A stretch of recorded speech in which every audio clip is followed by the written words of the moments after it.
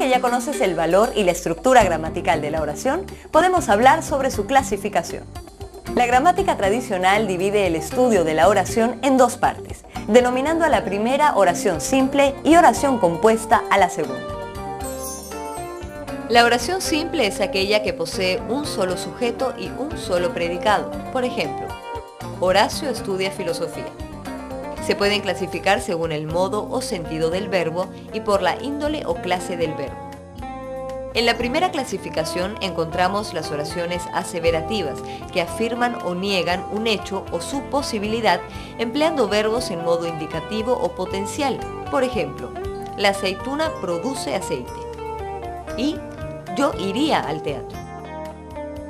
Las desiderativas, que expresan un vivo deseo y emplean signos de admiración. Por ejemplo, ojalá logre sus deseos. Las imperativas, cuando emplean el verbo en modo imperativo y expresan mandato, orden, exhortación o ruego. Por ejemplo, perdóname, Dios mío. Las admirativas, que expresan asombro y usan verbos en modo indicativo o potencial. Por ejemplo, qué bella está la noche y ¿qué habrá hecho, Dios mío? Las interrogativas, que expresan un cuestionamiento, duda o incertidumbre. Por ejemplo, ¿dónde nació Bolívar? O ¿será posible? Y por último, las elípticas, que callan algún elemento. Por ejemplo, sí, señor, asistiremos. De otro lado, las oraciones simples, por la índole o clase del verbo, se clasifican de la siguiente manera. Oraciones atributivas o copulativas, que se construyen con los verbos copulativos ser, estar, parecer, y cuyo atributo tiene carácter adjetivo. Por ejemplo, Tomás es rubio.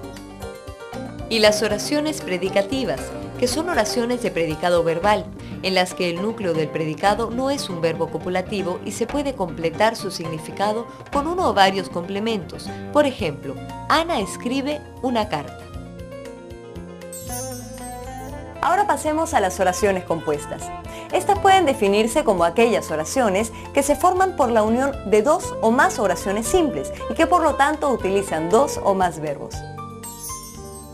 Por ejemplo, este es el profesor quien hizo la traducción del discurso, donde se puede ver que la primera oración principal, este es el profesor, se une a la oración dependiente, quien hizo la traducción del discurso. La unión de las oraciones se efectúa mediante tres procedimientos. El primero, de yuxtaposición, cuando la unión se expone con nexos que son signos como la coma o el punto y coma. Por ejemplo, Juan llamó ayer por teléfono a su novia. Ana no estaba en casa. El segundo, de coordinación, cuando las oraciones se unen por medio de conjunciones. Por ejemplo, Ramón es pintor y Luis es escultor. Y el tercero, de subordinación, cuando las oraciones se unen mediante el uso de pronombres relativos o por adverbios.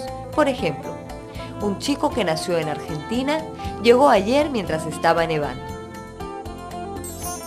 Podrás encontrar mayor información sobre este tema en el libro de la Biblia de la Gramática de Lexus. Y si quieres repasar nuevamente esta lección, recuerda que en cualquier momento podrás acceder a esta clase 7 desde el menú principal.